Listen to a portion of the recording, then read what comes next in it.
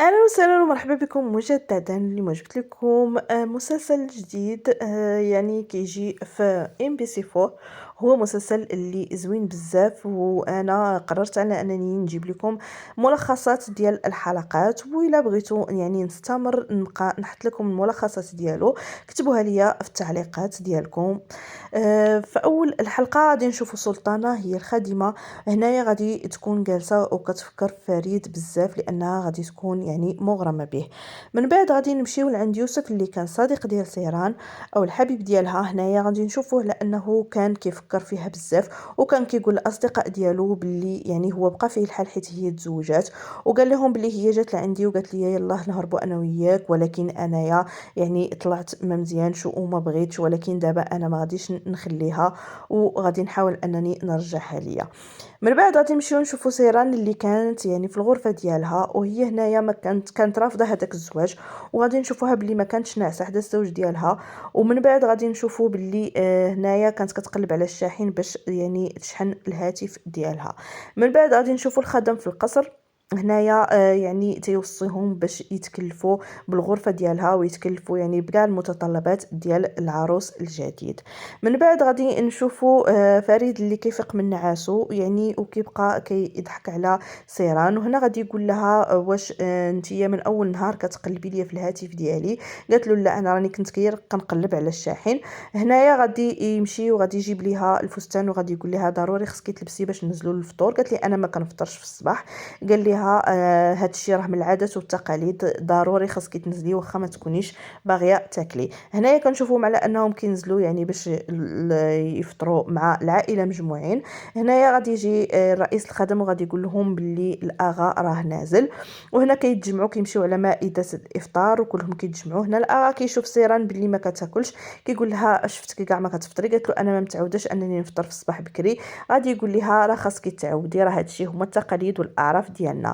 غادي نمشيو عند سونا الاخت ديال سيران. هنايا من بعد ما سمعت الخطيبه جات لعندهم يعني الباب، كتمشي كتحليها وهي فرحانه بزاف وكتقول لها واش جايبه شي جديد. هي كانت كتسنى على انها تجيب لها شي عريس.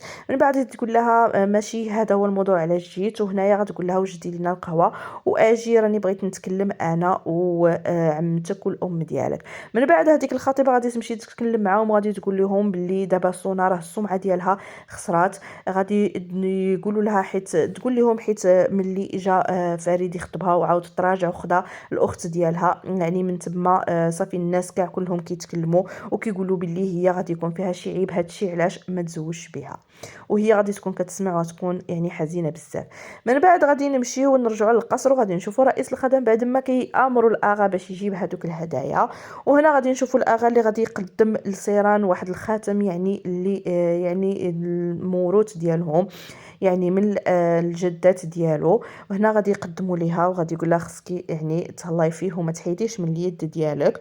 وهنا كنشوفوهم يعني كلهم فرحانين ليها، وكنشوفوا باللي يعني العائله كلها كتنوض وكتقدم لها يعني الهدايا، وكتكون الهدايا كلها ثمينه، يعني كيكون كلشي غالي. كتكون سيران هنايا مبهوضه ومصدومه في هذاك الهدايا. وهنايا غادي يقدم لها يعني الاخ ديال الزوج ديالها، هنا غادي يقدم لها سياره. غادي تقول له عفوا الاب ديال الزوج ديالها السياره. غادي تقول له انا راه ما عنديش الرخصه ديال السياقه، ما كنعرفش نسوق. قال لها راه غادي تعلمي. من بعد غادي نشوفوهم غيمشيو للغرفه ديالهم. هنا غيجي فريد غيقول لها راه خاصكي تحتفظي بهذوك يعني الهدايا اللي جاوك.